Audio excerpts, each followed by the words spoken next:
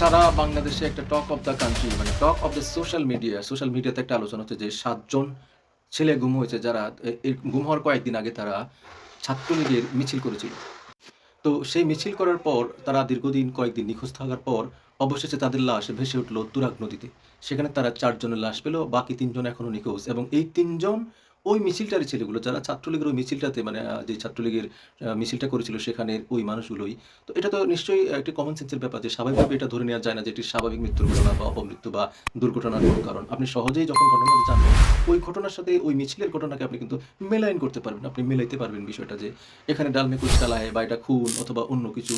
তো আজকে দেখলাম যে পুলিশের সদর দপ্তর বলছে যে ফেসবুকে যে ৭ খুনের কথা বা ৭ জন ছেলে মার্ডারের যে তুরাগের ঘটনার কথা বলা হচ্ছে, এটা নাকি মিথ্যা। এটা নাকি মিথ্যা। মানে তাদের সরকারই একটা বিবৃতি দিয়েছে এটা মিথ্যা বলে এটাকে।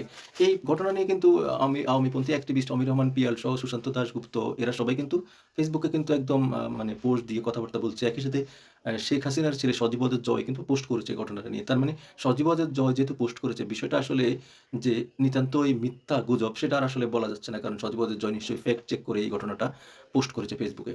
তো যাই হোক একটা ছেলে ছাত্রলীগের শান্তিপূর্ণ মিছিল করার পর তার লাশ তুরাগে ভেসে উঠবে এটা আসলে মেনে নেওয়া যায় না এবং এই নিষ্ঠুর বর্বরতা এই দেশে বন্ধ হতে হবে। ওই যে বলা হচ্ছে না যে এই মৃত্যু উপত্যকা আমার দেশ নয়।